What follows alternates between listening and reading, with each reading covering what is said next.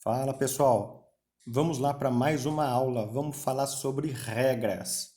Pessoal, deixa eu reforçar um conceito importantíssimo no xadrez. O xadrez é um jogo muito simples, porém tem muitas regras. Eu vou repetir isso aí várias vezes para poder reforçar esse conceito. O xadrez é um jogo muito simples, porém tem muitas regras. Antes de a gente conhecer as regras, sabe-se que muitas pessoas costumam colocar valores nas peças, a fim de expressar a vantagem material que uma pessoa possui em cima da outra. Vamos lá. Primeira peça que a gente vai levar em consideração é o peão. O peão vale 1. 1 o quê? É um pontinho, é uma representação numérica de um valor, 1. Cavalo e o bispo valem 3. Depois a gente vai na sucessão. Torre vale 5 e a dama, como eu tinha falado no outro vídeo, ela vale 10. Alguns livros aí falam que ela vale 9, tá? Mas vamos fechar nesse conceito de 10. O rei ele tem um valor incalculável, porque ele é a peça mais importante do jogo. Vamos deixar claro essa ideia também, pessoal? Existe uma diferença entre ter valor e ser importante. Nem tudo que tem valor é importante. Por exemplo, o seu ente querido, ele tem valor? Não, ele é uma pessoa importante. Se tivesse valor, imagina que interessante, né? Você tem um carinho aí pelo seu pai, pela sua mãe, e você resolve colocar valor neles.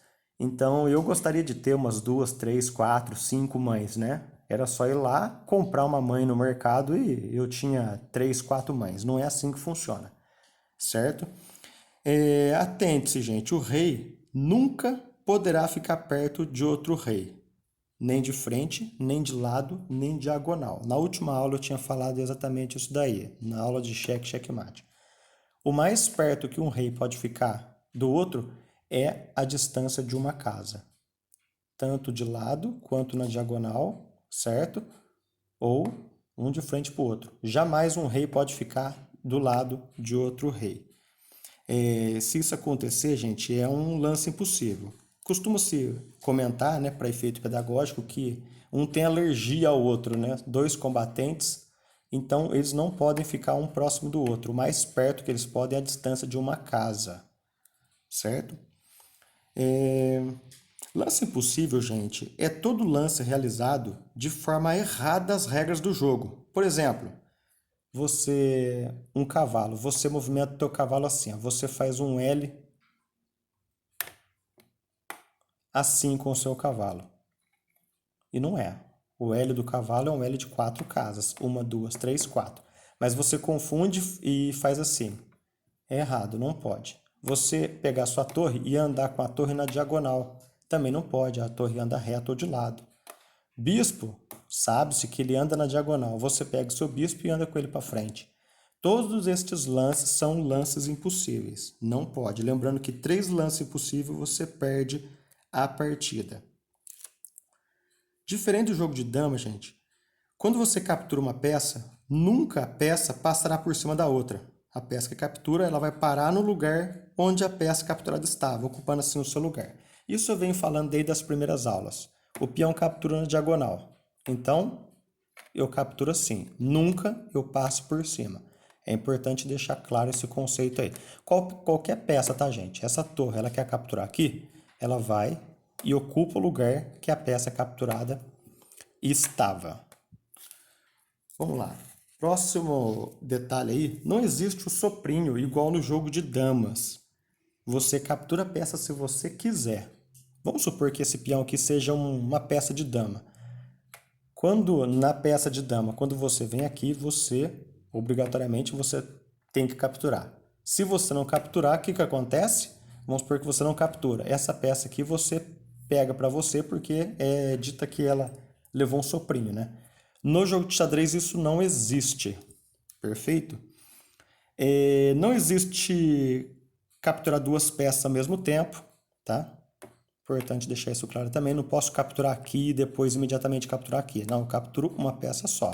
Depois é a vez do seu adversário, ele te captura ou não, tá? Nada é obrigado. Você faz a jogada se você quiser. Um detalhe importante também. Peça tocada é peça jogada.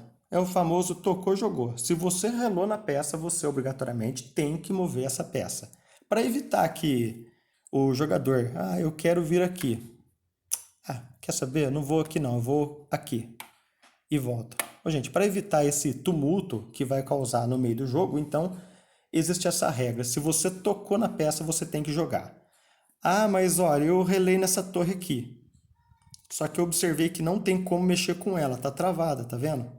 Não tem como. O que vai acontecer? Se você tocou intencionalmente na peça com o objetivo de mover a peça, você cometeu um erro, porque você está vendo que essa torre não tem como mexer. Mesma coisa funciona para esse bispo nesse momento, para esse rei, essa dama.